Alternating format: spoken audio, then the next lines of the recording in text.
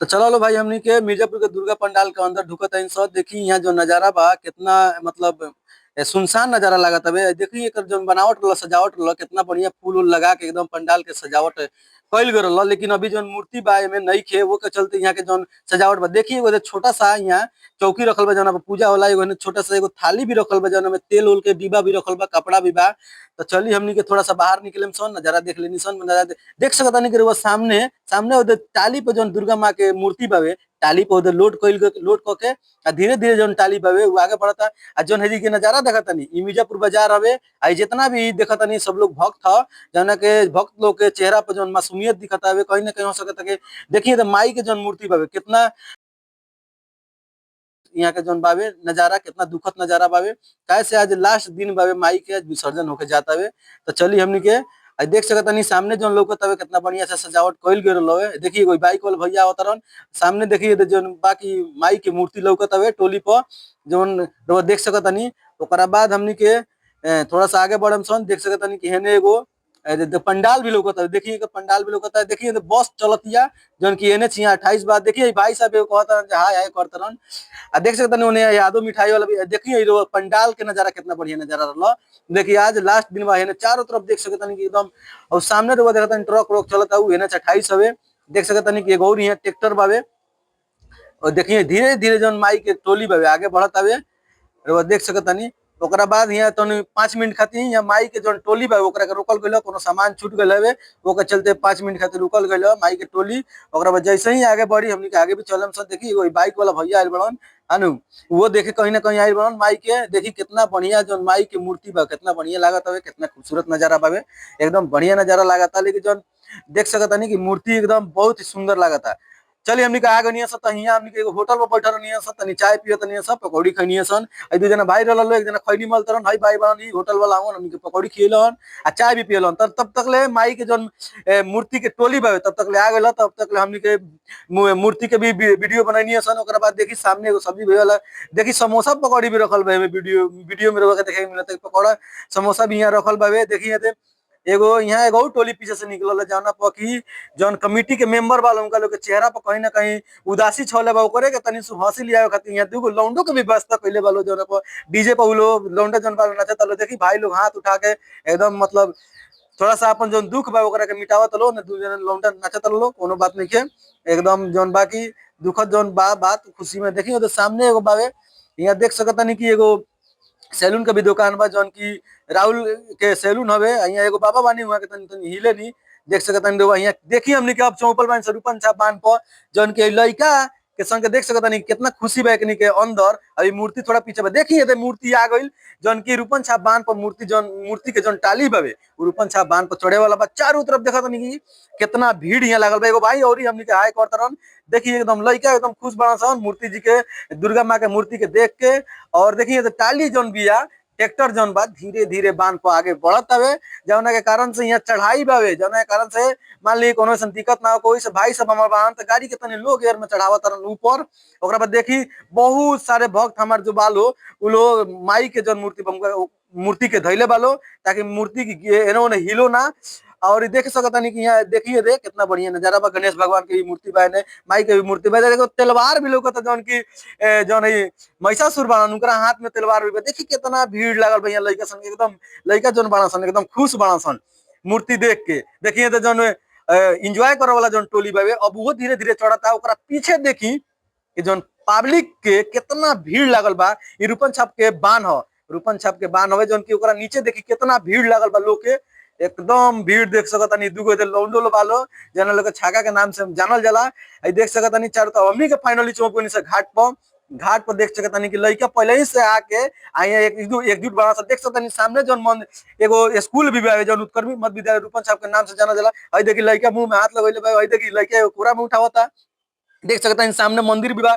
और सामने देख सकतानी यही में जौन माई के जौन मूर्ति बावे यही में विसर्जन हुई माई के मूर्ति कहीं ना कहीं। देखिए भाई हमार बड़ा हाथ हिलावत रहन। आ देखिए तो चारों तरफ काफी भीड़ लागल बा। देखिए तो जो टाली बावे माई के गंगा के किनारे धीरे धीरे आ रहल बावे। जो ट्रैक्टर वाला भैया बड़न ओकरा के पीछे करता रह। देखिए तो सामने जो स्कूल बावे बढ़िया स्कूल बाइयो आई यहाँ पढ़ी। देखिए तो चारों तरफ जो गंगा किनारे के नजारा बा बहुत ही खूबसूरत नजारा बा। हमारा आशा ना पूर्ण विश्वास बा कि लोग के इ नजारा अच्छा लगी। देखिए इति लड़का में नहातो बाड़ा सन। देखिए कितना अद्भुत यहाँ नजारा बा, चारों तरफ भीड़ के माहौल बावे कहीं ना कहीं। देखिए दे जो टाली बा दुर्गा माता के धीरे धीरे पीछे होता और गंगा के किनारे लिया। देखिए सीढ़ी पर जो मार साहब बानी जो की रमेश जी के नाम से जानल जाला यहाँ के, इहो के यहाँ आयल बनी। देखी माता जी एगो आवतनी दूगो बच्चा संग लेके यहाँ के दिखावे खातिर। चारों तरफ देखिए मंदिर देखी, ये शिव भगवान के मंदिर हवे, भोले बाबा का मंदिर है जो रूपन साहब के मठिया बोलल जाला। देखी चारों तरफ कितना भीड़ के यहाँ माहौल बाड़ी सन, बहुत ही काफी यहाँ भीड़ बा। और देखी मूर्ति जी के देखी कितना बढ़िया लागत नहीं के। देखिए एकदम कितना भीड़ लागल बा यहाँ, वो देख सकता नहीं चारों तरफ बहुत भीड़ बा। तो देख लो भाई हमहू वीडियो में आ गए बनी, अब जन सामने लोग नहीं हम ही बानी। देख सकता नहीं चारों तरफ कितना भीड़ बा, यहाँ बहुत ही भीड़ लागल बावे एकदम। देखिए दो तीन गो लइको ना आता सब देखा देख सकता नहीं रहुआ की नाय भी उदय आवत आवे, वही नाय पर जन बाकी माई के मूर्ति के लेके जाइल जाई। आई देखी चारों तरफ एकदम भीड़, एकदम भक्त के भीड़ लागल बा, बहुत काफी भीड़ लागल बावे। देखिए माई के माई जन बानी कितना अच्छा वहाँ के दृश्य लोग कुछ ही क्षण में जन माई के मूर्ति बावे पानी में विसर्जन कर दिया। पानी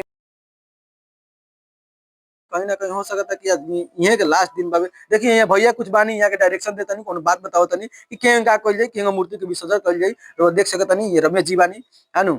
ओकरा बाद चली हमनी के थोड़ा सा और ही देखेम सन। ओकरा बाद देखिए कितना भीड़ लगल बा, यहाँ बहुत भीड़ लगल बा। मूर्ति खाली दुर्गा जी के मूर्ति के लोग यहाँ देखे खातिर आयल बाबे। देखी चारों तरफ एकदम कितना भीड़ लगल बा। देखिए फाइनली आ गल नाय। अब नाय पर एक एक मूर्ति के जौन बाकी लोड कइल जाता है वो पर लोड कइल जाता। ओकरा बाद धीरे से ओकरा के नदी में देखिए एक एक मूर्ति यहाँ जा रहल बावे नाय पर लोड करके। कहीं ना कहीं एक एक मूर्ति लोड होता है, वो थोड़ा सा अंदर ले जाके हमने के फेंके के प्रयास करम सन।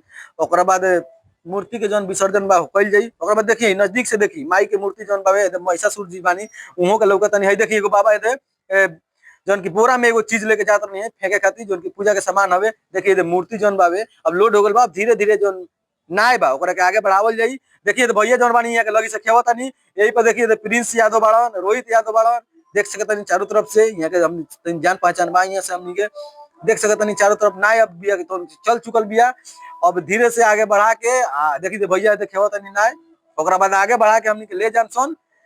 थोड़ा सा आगे बढ़ा के जौन मूर्ति के विसर्जन बा तो कइल जाई। देखिए जौन हवा बहत नु एकरा चलते जौन नाय बानू थोड़ा सा देखिए दे और बिनो भैया बानी यही में उहाँ के देखिए मूर्ति जौन बावे की पानी में विसर्जन कर देवल गई मूर्ति के। देख सकता नहीं रहुआ देखिए एक एक मूर्ति उठा के जौन बाबे हमारे जितने भक्त बालो उ लोग कितना माने दर्द अपन लेके भी मूर्ति के विसर्जन करता लो, कितना अंदर उनका लोग दर्द बाबे फिर भी लेके विसर्जन करता लो। देखिए नाय धल भैया एक और मूर्ति के विसर्जन देख सकता नहीं कद लो।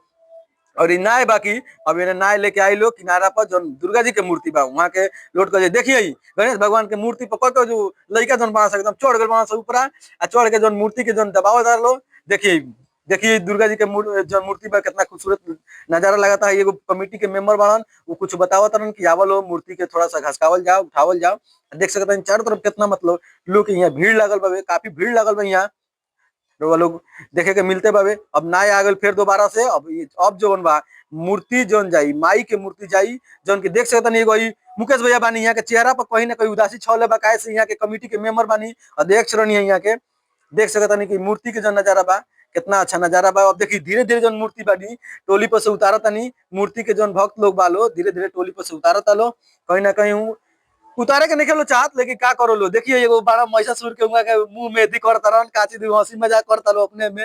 ओकर मूर्ति के जो धीरे धीरे आगे बढ़ावल जाता है। देखिए उतारल गई धीरे धीरे उतारल गई जितना भी हमारे भक्त बालो कमेटी के मेंबर बालो चाहे जनता बालो धीरे धीरे जो बाकी जेकरा जोन बुझाता मूर्ति के सहयोग करता है कहीं ना कहीं मूर्ति के बहुत अच्छी तरीका से जोन बाकी मूर्ति के विसर्जन करे के प्रयास करता लो ताकि मूर्ति के जोन बाकी चोट ना लागो। अगर मूर्ति गिर जाई तो कोनो विसर्जन में मतलब नहीं के बनत। वैसे धीरे धीरे भाई लोग जोन बालो धीरे धीरे नाव पर ले जाता लो और नाव पर ले जाके नाव के थोड़ा सा अंदर ले जाई लो। देखी ये पब्लिक कितना भीड़ लगल बहुत दूर दूर से यहाँ लोग आये बे माई के विसर्जन देखे खातिर। तो रउआ लोग देखी कितना अच्छा यहाँ के माहौल बा। देखी चारों तरफ देखी एकदम जन माई के फोटो वोटो बा झिली वगैरह फेंकल गइल बाबे नदी में। देखिए माई तनी सु टेरा हो चुकल बानी काहे से कि जन मूर्ति बाबे संभाल में नहीं खावा थोड़ा मूर्ति भारी बा। देखिए लगी वाला भैया बड़ा नाय के थोड़ा संभारत एकदम लगी दबा के कि जो नाय बनू वो आगे होगे ना जाओ वो के चलते भीड़ जौन बा बहुत काफी भीड़ बा।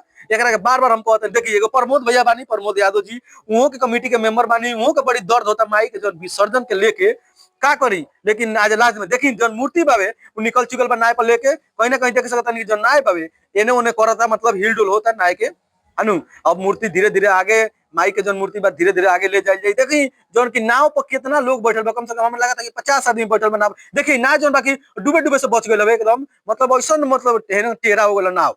अब देखी धीरे धीरे फिर सीधा हो गया नाव, और फिर धीरे धीरे आगे नाव बढ़ावत लो, ओकरा बाद ले जाता लो नाव के अंदर थोड़ा ले जाइलो, ओकरा बाद नाव जौन बा संभार में नहीं क्या होत एकदम बहुत ही मैंने कहीं तो देखी फिर नाव डूबे से बच गई। देखी देखी लेकिन जौन माई के शक्ति बावे वो माई के जौन शक्ति बा नाव के डूबे नहीं के देत, कहीं ना कहीं अपना भक्त पर जरूर वहां के दया करतनी। देखिए अब धीरे से नाव आगे बढ़ैलन भैया हमार नाव खेवलन दबा के, ओकरा बाद आगे ले गइलो तनी सो अंदर ले गइलो। देखी माई के जौन मूर्ति बा गिरा दहलो पानी में, और गिरा के 2-3 आदमी जौन बालो 5-6 10 आदमी जितना भी भक्त बालो माई के धीरे से दबावे की कोशिश करता लो नीचे पानी में, ताकि जौन माई के जौन विसर्जन बा अच्छा तरीके से हो जावे। एगो भाई बाड़न उल्टे उल्टे मरते पड़त रहन, वाह रे भाई वाह रे कमाल बावे। ओकरा बाद देखो भाई एगो नाव पर से छलांग मारलहन, देख सकते हैं चारों तरफ कितना भक्त लोग जौन बालो नहात लो। चलो भाई हमहू वीडियो में आ गइल बानी, अब जौन सामने लोग तनी हम ही बानी।